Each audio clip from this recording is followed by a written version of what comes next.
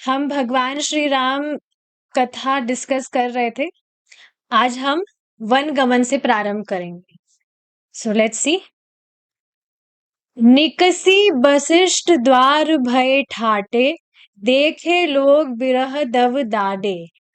कही प्रिय बचन सकल समुझाए, विप्र विप्र वृंद रघुबीर बोलाए। अब देखिए क्या होता है।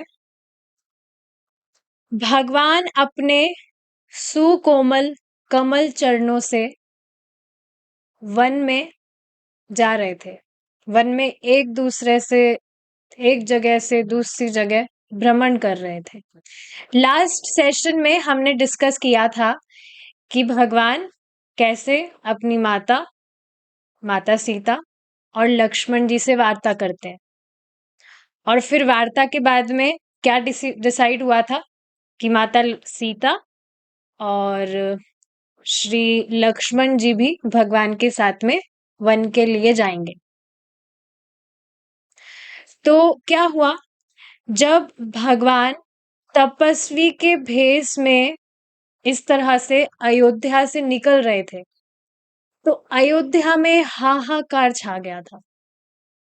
सब बस माथा पीट रहे थे और बहुत रो रहे थे सब। वहां के जो पशु पक्षी हैं वो भी बिलख रहे थे। दे वर ऑल्सो वेरी सैड।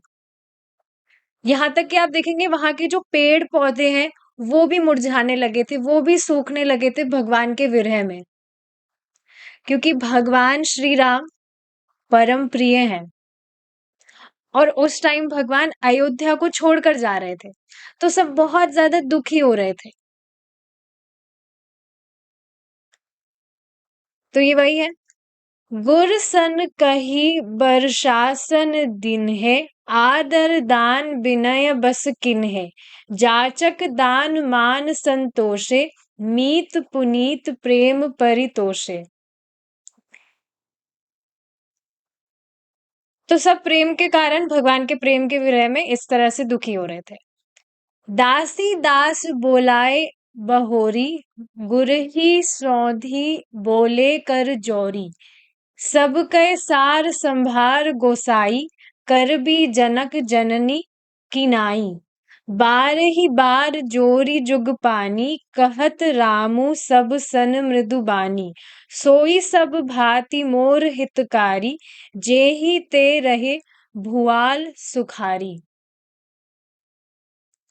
तो क्या हो रहा था, सब इस तरह से दुखी हो रहे थे और बाद में सबने ये निर्णय किया कि हम भी अब अयोध्या में नहीं रहेंगे, हम भी भगवान के साथ वन में जाएंगे।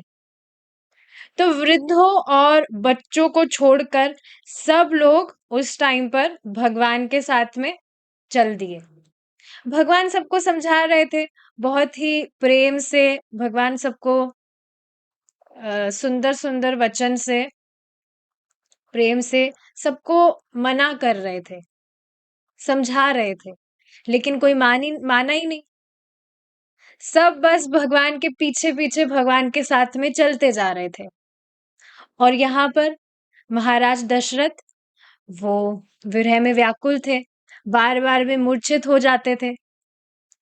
तो उन्होंने क्या किया, इस तरह से जब भगवान निकल गए थे अयोध्या से वन के लिए, तो उन्होंने अपने मंत्री से कहा कि हे सखा, जो दशरथ जी के मंत्री है, वो उनके फ्रेंड ही थे, तो कह रहे थे हे सखा, आप रथ को लेकर जाइए।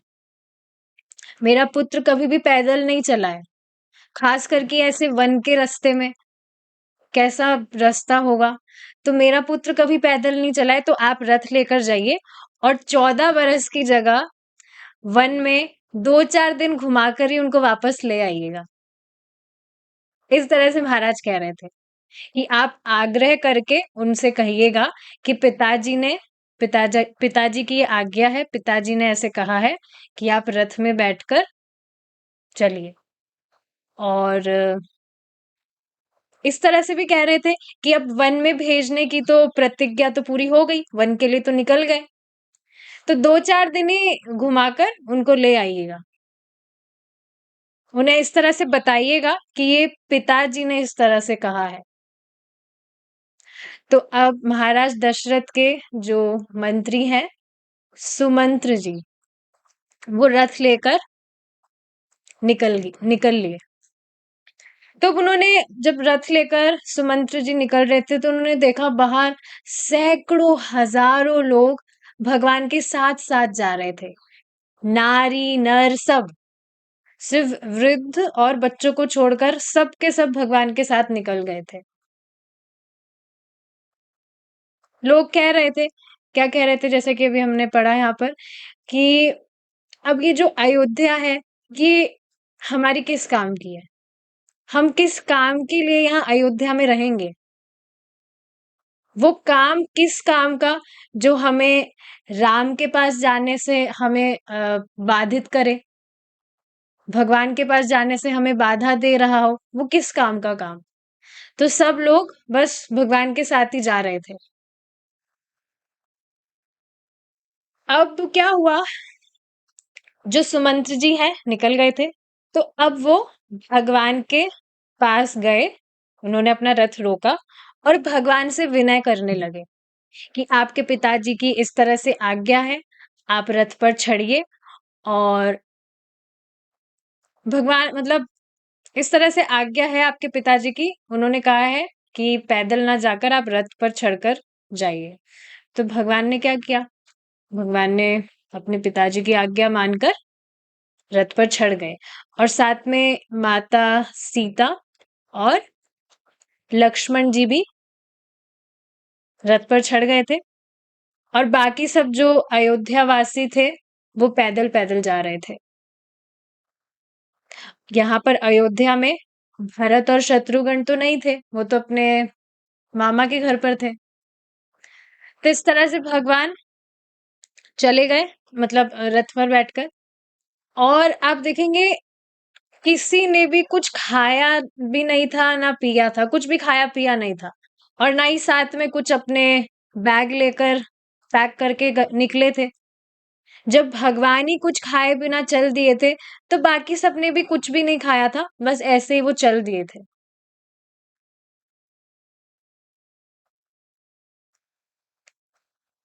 तो इस तरह से दे वर जस्ट वॉकिंग। अब आगे जाकर जो प्रथम स्थान आता है वो आता है तमसा नदी। चलते चलते अब तमसा नदी के तट पर सब पहुंचते हैं। प्रथम स्थान था तमसा नदी का। तो उस दिन अब कोई खाया पिया तो वैसे भी कुछ नहीं था, सब व्याकुल भी थे। भगवान भी उस दिन कुछ भी नहीं खाए थे। लेकिन भगवान इस तरह से सोच रहे थे कि ये लोग कैसे मानेंगे, बस चले जा रहे हैं, सुबह से कुछ खाए पिए नहीं है, बस पीछे पीछे चले जा रहे हैं।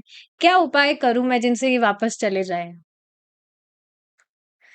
तो बाद में क्या होता है, रात के समय तक भी सब चले ही जा रहे थे, कोई रुक नहीं रहा था। तो आधी रात में चलते चलते ही भगवान की इच्छा से अब सबको बहुत गहरी नींद आ जाती है। वैसे ही एक तो चलते चलते पूरे दिन थक गए थे, आधी रात तक चलते चलते, तो अब उनको गहरी नींद आ जाती है। भगवान की इच्छा से होता है सब।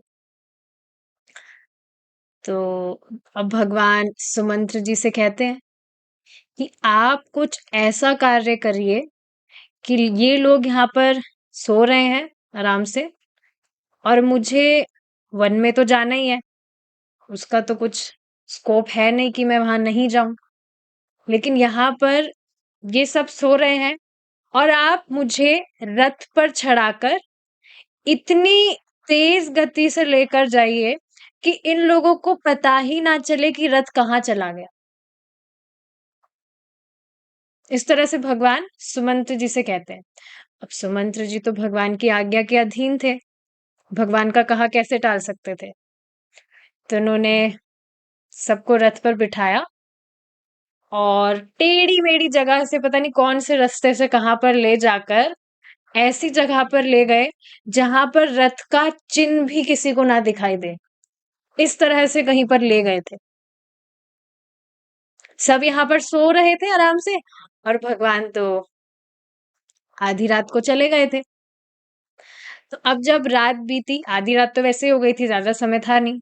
तो अब सुबह सबकी आंख जब खुली तो उन्होंने देखा आसपास में ना भगवान राम है, ना माता सीता है, ना लक्ष्मण जी है, कोई भी नहीं है, सब गायब, रथ भी गायब, उनके मंत्री जी भी गायब।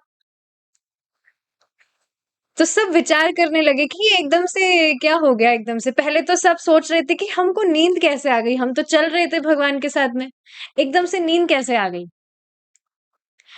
फिर सबको ढूंढा तो मिले नहीं, विचार करने लगे चारों तरफ, इधर उधर सब डिस्ट्रीब्यूट होकर इधर उधर देखने लगे, ढूंढने लगे कि कहाँ गए सब। कोई कह रहा कि रथ शायद उधर गया होगा, कोई कह रहा इधर गया होगा, लेकिन ढूंढने पर कुछ मिला ही नहीं।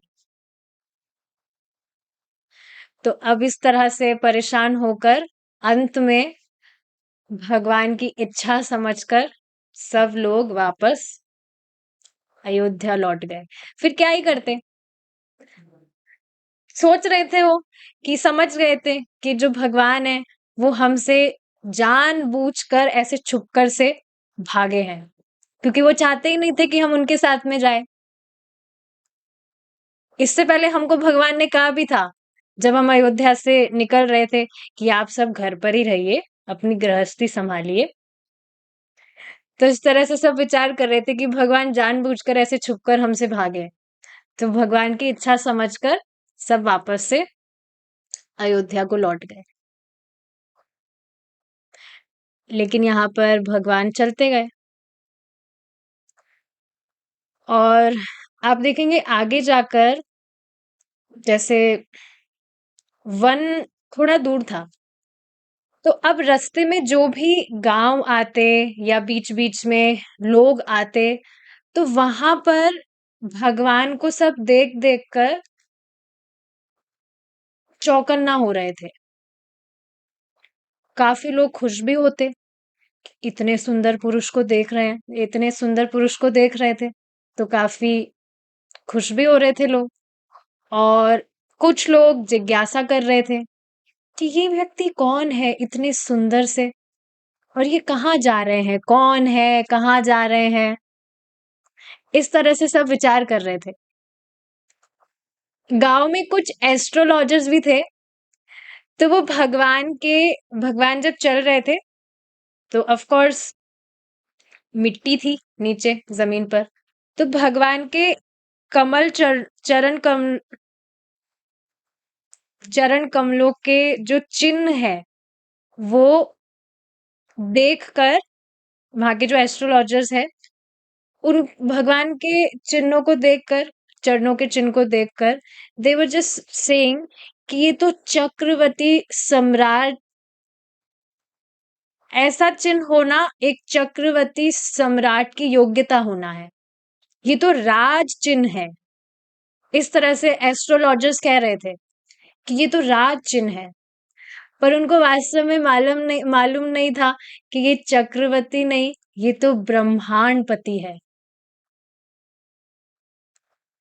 अनंत ब्रह्मांड के स्वामी है, अनंत ब्रह्मांडों के स्वामी है।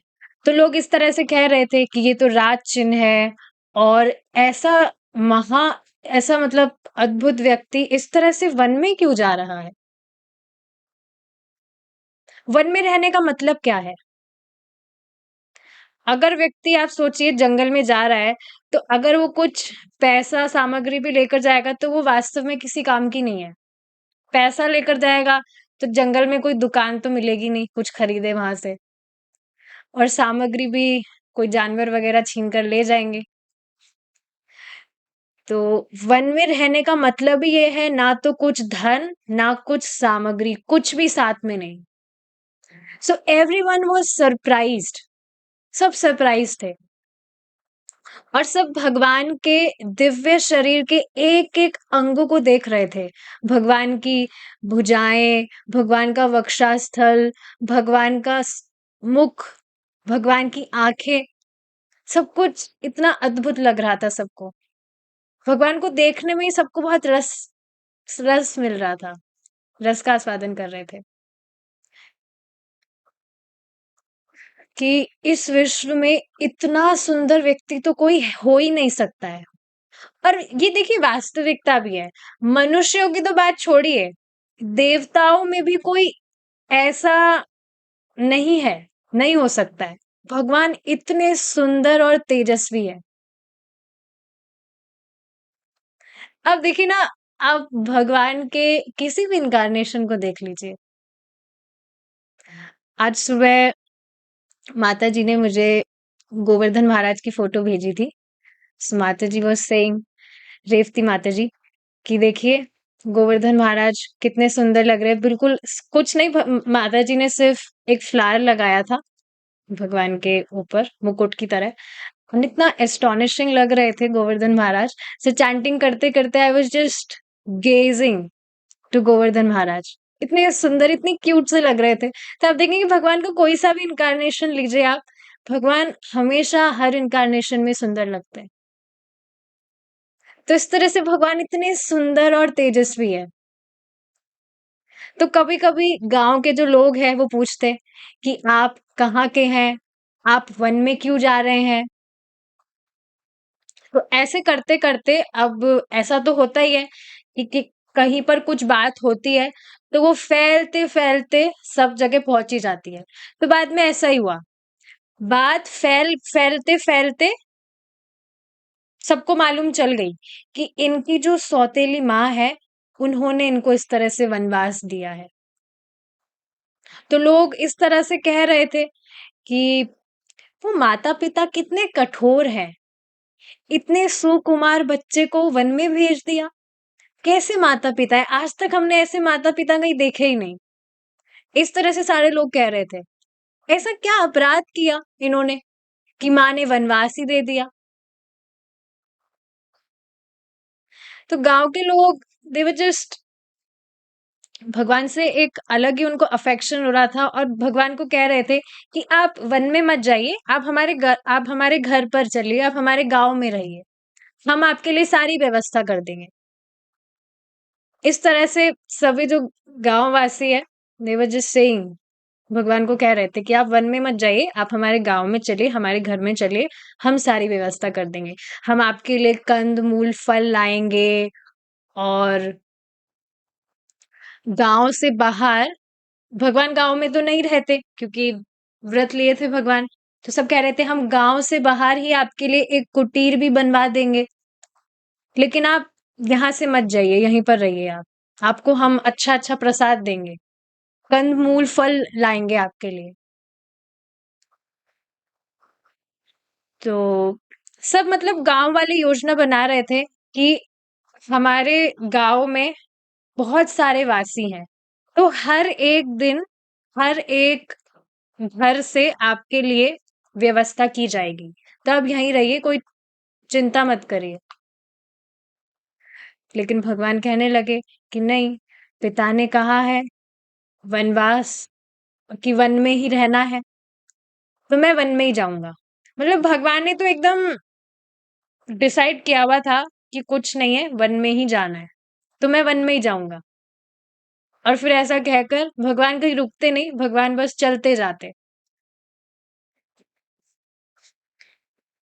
तो ये चीज है। अब देखिए आगे क्या होता है। यह सुधि गुहम निषाद जब पाई, मुदित लिए प्रिय बंधु बोलाई। अब देखिए आगे जाकर एक गांव आता है, और वहां के जो राजा हैं उनका नाम है निषाद राज, जो कि महाराज दशरथ के बेस्ट फ्रेंड है। तो यह सुधि गुहा निषाद जब पाई, जब ये बात निषाद राज को मालूम चली, मुदित लिए प्रिय बंधु बोलाई, लिए फल मूल भेंट भरी भारी भारा, मिलन चलेऊ हियम हर्षु अपारा। तो बीच में इस तरह से गाँव आता है जहाँ पर हल्ला हो रहा था। दशरथ के पुत्र यहाँ पर आ रहे हैं, महाराज दशरथ के पुत्र यहाँ पर आ रहे हैं। और सारी बात मतलब कौन सी बात कि यहाँ क्यों आ रहे हैं, वन वन में कहाँ क्यों जा रहे हैं। सबको मालूम चला कि इस तरह से वनवास के लिए निकले हैं। तो सारी बात ये फैल गई कि उनकी उनकी ही माँ ने उनको वनवास दिया है। तो वहां के जो उस गांव के जो राजा हैं, निषाद राज, वो महाराज दशरथ के बहुत बड़े प्रेमी हैं। तो ये बात मालूम चलते ही वो आ गए, भगवान से मिलने के लिए निकले। और भगवान को जाते ही उन्होंने प्रणाम किया। अब भगवान ने देखते ही उनको उठाकर अपने हृदय से लगा लिया, आलिंगन कर लिया उनको। और जो निषाद राज थे वो कहने लगे थे कि मेरा कितना बड़ा भाग्य है कि आप यहाँ पर आइए, मेरी आप यहाँ पर आए हैं, मेरी आपसे भेंट हुई है। आप चलिए आइए महल में, बड़े सुख से रहिए। इस तरह से निषाद राज कह रहे थे। लेकिन भगवान कहते हैं कि नहीं, मैं धर्म के बंधन में हूं। मुझे पिता का व्रत पूरा करना है। तो मैं 14 वर्ष तक किसी भी गांव में भी वास नहीं कर सकता, महल तो बहुत दूर की बात है। मैं सिर्फ और सिर्फ वन में ही वास करूंगा। और रेडीमेड प्रसादम भी नहीं खाऊंगा, ओनली कंदमूल जो वन में मिलता है। और जमीन पर ही सोऊंगा, किसी नगर में भी नहीं सो सकता हूं मैं, नगर के बाहर ही जमीन पर ही सोऊंगा। इसलिए मैं आपके गांव में नहीं जा सकता हूं। तो इस तरह से भगवान जो है बहुत ही पोलाइटली कह रहे थे, एंड ही वाज अपोलोजाइजिंग कि मुझे आप माफ करिए, मैं आपके यहाँ पर नहीं आ सकता हूँ, मेरा इस तरह से व्रत है, तो मुझे वो पूरा करना होगा। अब ये सुनते ही जो वो राजा है वो बहुत रोने लगे। उनको दुख तो होगा ही ना कि भगवान से भेंट हुई है और भगवान इस तरह से कह रहे हैं कि मैं तो आपका प्रसाद भी नहीं खाऊंगा, मैं तो सिर्फ कंदमूल खाऊंगा और जमीन पर सोऊंगा। तो भगवान नहीं माने थे। तो बाद में उन्होंने कहा चलिए ठीक है, आप गंगा जी के पास में रहिए, गंगा जी के तट पर।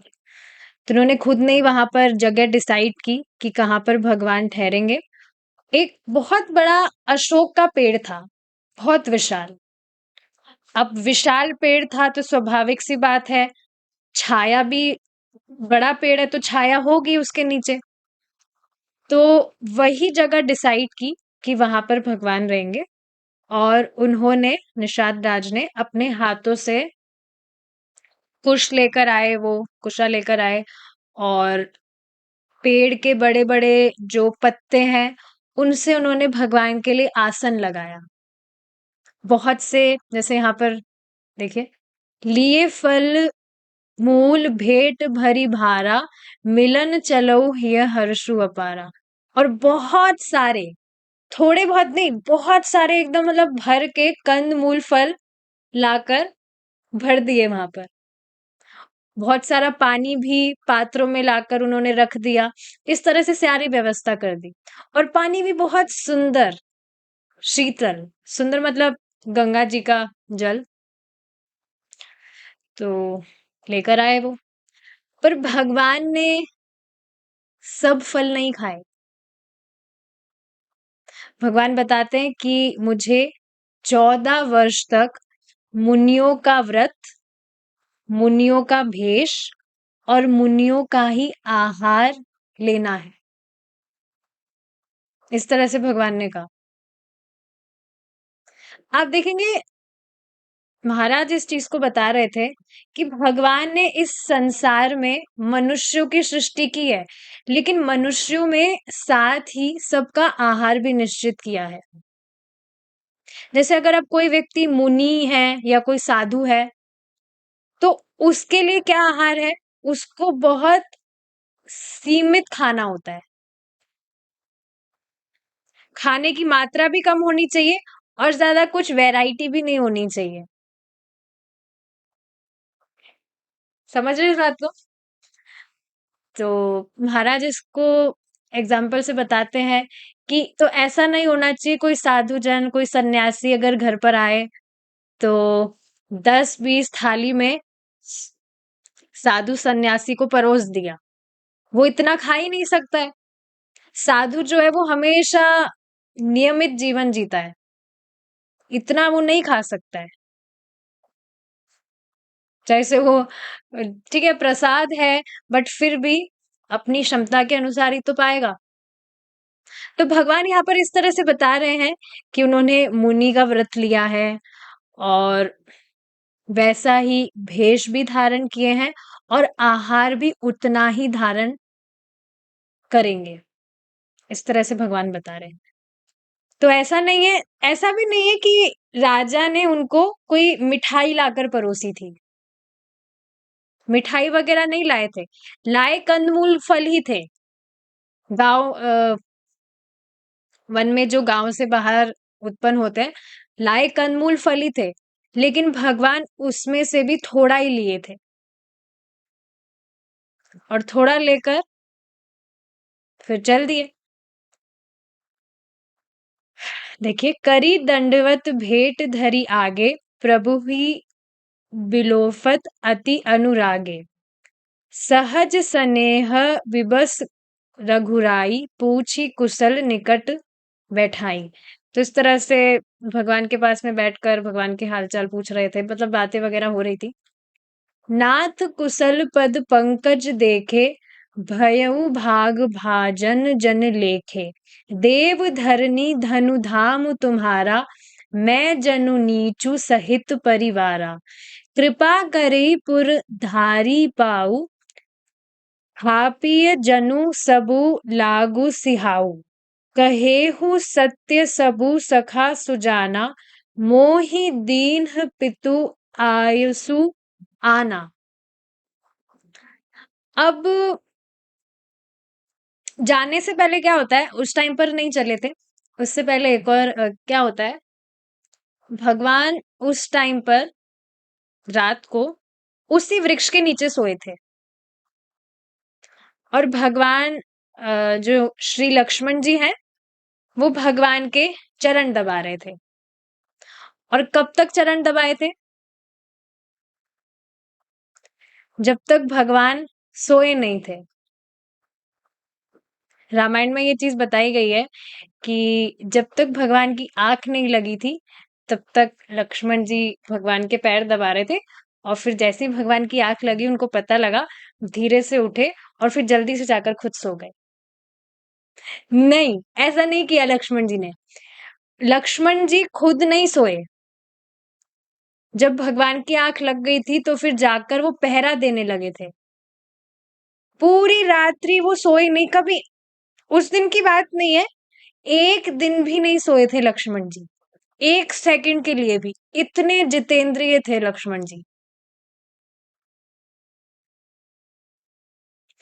तो जब अब भगवान इस तरह से जमीन पर सोते हैं, तो उस टाइम पर वो राजा आए थे वहां पर, जहां पर लक्ष्मण जी बैठे थे पहले, वहां पर आकर भगवान को देखकर बिल्कुल बच्चे की तरह फूट फूट कर रोने लगे। भगवान को इस तरह से जमीन पे सोता देखकर उन्हें बहुत ज्यादा पीड़ा हो रही थी। तो इस तरह से वो कह रहे थे कि मुझे ये देखकर बहुत ज्यादा पीड़ा हो रही है। मेरा इतना सुंदर महल है, इतनी सुंदर राजधानी है, लेकिन फिर भी भगवान ऐसे जमीन पर सो रहे हैं। तो बहुत ज्यादा उनको दुख हो रहा था। और ये देखकर फिर उन्होंने क्या किया, वो कैकेयी को गाली देने लगे।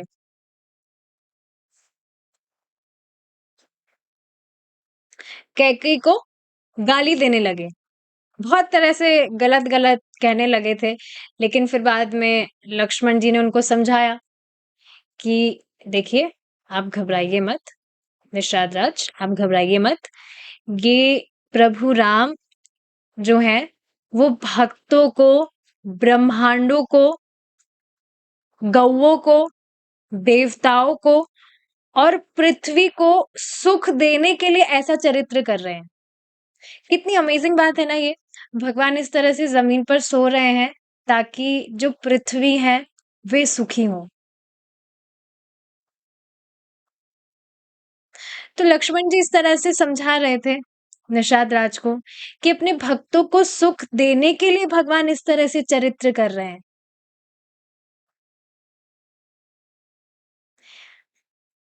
परम पूज्य राधा गोविंद महाराज इस पर कहते हैं कि अब ये कथा सुनने के बाद में क्या किसी भक्त के मन में आएगा कि हमारे लिए एक बढ़िया सा बेड होना चाहिए, बढ़िया सोने के लिए अलग अलग बेड शीट होनी चाहिए, बढ़िया बढ़िया। क्या इस तरह से किसी भक्त के मन में आना चाहिए? जैसा मिल जाए उसमें ही संतुष्ट रहना चाहिए। देखिए वास्तविकता में इंटेलिजेंस यही है। सामान्यतः आप लोगों को देखिए वो बेचारे इसी में तो फंसे हैं। हमें ये चाहिए, हमें वो चाहिए, ये मिल गया, अब इससे संतुष्टि नहीं, अब नेक्स्ट ये वो, इसमें तो परेशान है और इस वजह से ज्यादा ज्यादा काम करना पड़ रहा है अपनी डिजायर्स को फुलफिल करने के लिए। आप देखेंगे, बिल्कुल प्रैक्टिकल चीज बताती हूँ। एक माता जी हैं, तो जो जूनियर जप्पा ग्रुप में है वो जान रहे होंगे। उनके जो बेटा है, छोटा ही है वो दोनों माला कर रहे हैं। तो उनकी कोई गवर्नमेंट जॉब है, उनका जो पैकेज है वो कुछ 1.5-2 लाख है। तो मुझे लगा उनके शायद हस्बैंड काम नहीं करते होंगे, इस वजह से वो जॉब कर रही हैं, तो मैंने उनको कुछ बोला नहीं। बाद में पता लगा उनके हस्बैंड जी का पैकेज है 5 lakhs per month. And I was surprised. अरे भैया उनके हस्बैंड इतना अर्न कर रहे हैं, फिर ये माता जी को काम करने की क्या जरूरत है? तो इस तरह से फिर उनको मैंने समझाया, मतलब बात की थी, तो अब वो मान गई है। Now she will not do job. मैं सरप्राइज थी कि अरे मान कैसे गई। लेकिन आप देखेंगे इस तरह से व्यक्ति की डिजायर्स बहुत ज्यादा होती है, इस वजह से कितना ही उसका पैकेज क्यों ना हो, उसके लिए कम ही होता है और वो फिर परेशान होते रहते हैं, ये चाहिए वो चाहिए।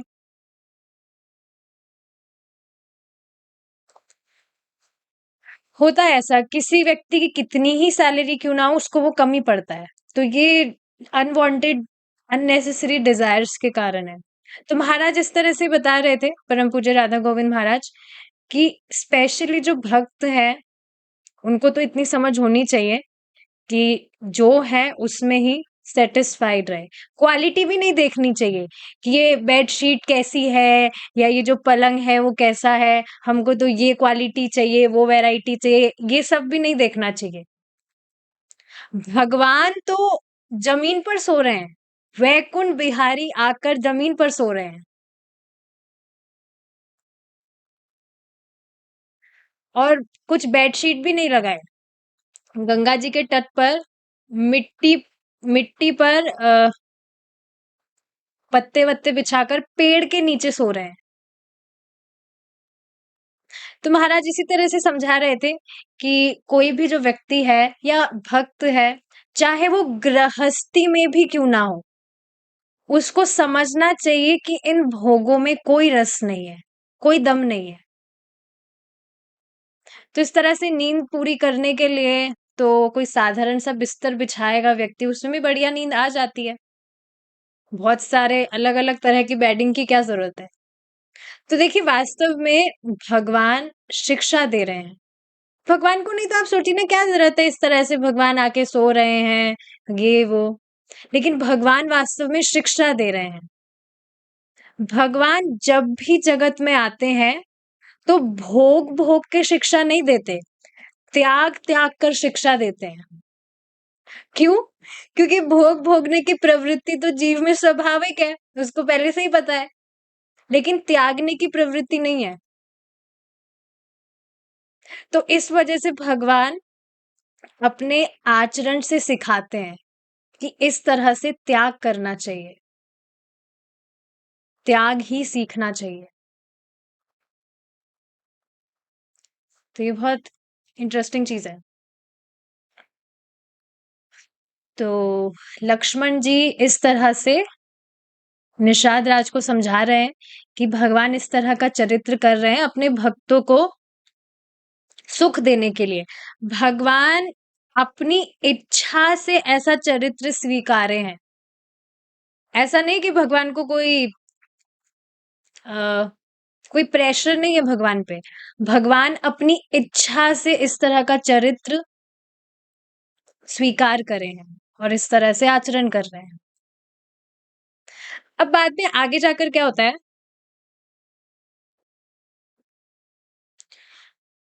आगे जाकर देखिए क्या होता है। सुमंत्र जी जो थे, सुमंत्र जी अब वहां पर ही थे अभी भी, जो मंत्री हैं महाराज धृतरा महाराज के जो मंत्री हैं वो वहीं पर थे अभी भी, दशरथ जी के। तो अब इस तरह से जो सुमंत्र जी हैं वो कह रहे थे, 4 दिन हो गए थे अब, तब कह रहे थे कि ठीक है, अब इस तरह से दशरथ जी ने कहा था कि 4 दिन के बाद में आपको वापस लौटना है, वन जाने की जरूरत नहीं है। लेकिन भगवान माने नहीं थे। भगवान कह रहे थे उनको कि नहीं, देखिए, आप बहुत ही पोलाइटली कहते हैं भगवान सुमंत्र जी से कि हे तात। आप देखेंगे भगवान का जो संबोधन है वो कितना सुंदर है।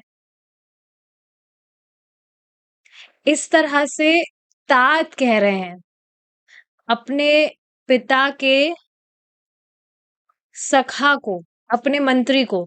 इस तरह से भगवान पिता कह रहे हैं। तो इस तरह से वो कहते हैं कि हे तात, आप मेरी तरफ से जाकर महाराज को समझाइएगा, पिताजी को बताइएगा कि धर्म का पालन करने के लिए मुझे इस तरह से वन जाना होगा।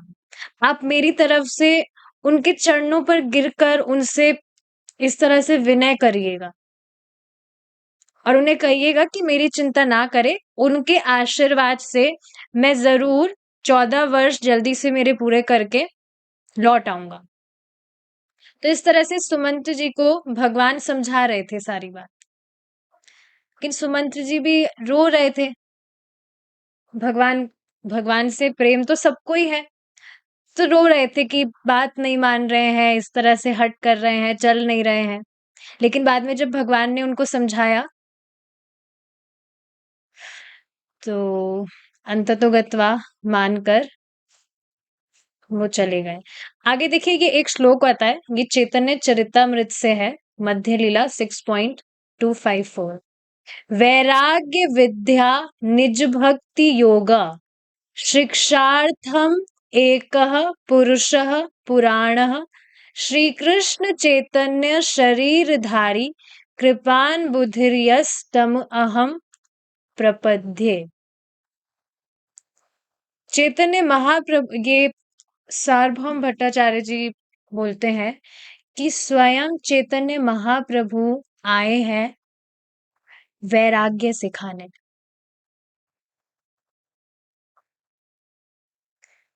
भक्ति में वैराग्य का ज्ञान होना बहुत ज्यादा जरूरी है।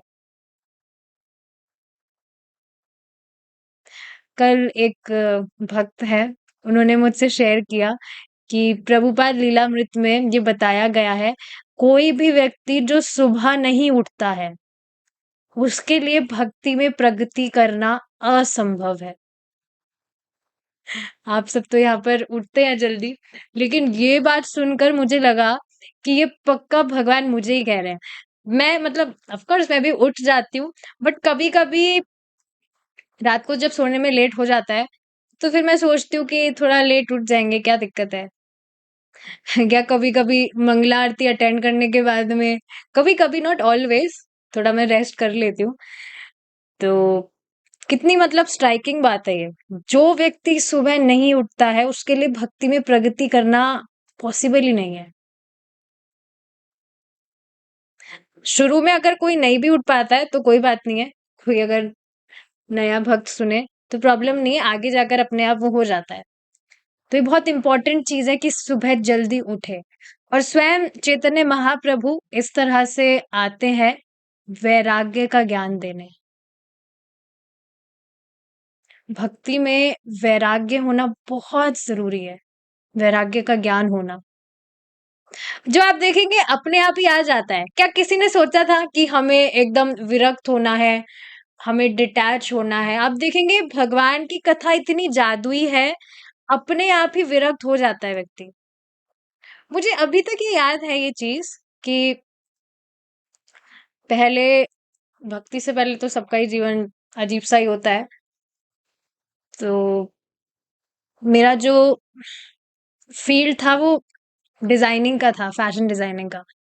तो उसमें वेस्टर्न वियर होता है। तो मैं ये चीज़ मुझे एकदम से याद आई कि कृष्णा कॉन्शियसनेस में आने के बाद में ज़्यादा दिन नहीं हुए थे, कुछ महीने हुए थे। बट वो जो वेस्टर्न वियर था, बिल्कुल अच्छा नहीं लग रहा था मुझे। मेरे दिमाग में ऐसा कुछ था नहीं कि मुझे डिटैच होना है ये वो, पर आप देखेंगे अपने आप ही आपको वैसा जो आप अपने आप ही चेंजेस आने लगता है, वैसी लाइफ़स्टाइल आपको अजीब-सी लगने लगती है। आप रिलेट ही नहीं कर पाते कि अरे ये क्या है? और ये सब कॉन्शियसनेस का प्योर होने के कारण होता है।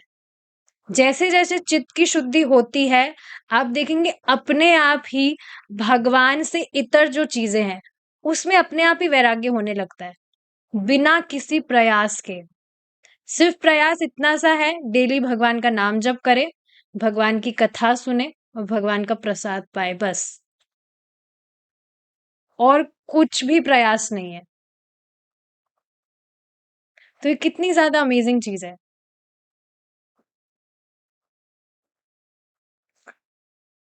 तो इस तरह से वैराग्य ज्ञान बहुत ज़रूरी है। अब आगे भगवान गंगा पार करेंगे।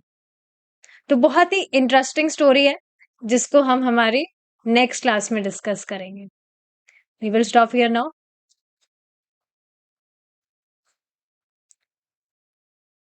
सियावर रामचंद्र की जय, श्रीला प्रभुपाद की जय, सामवेद गौर भक्त वृंद की जय, निताय गौर प्रेमानंदे, हरि बोल, हरे कृष्णा।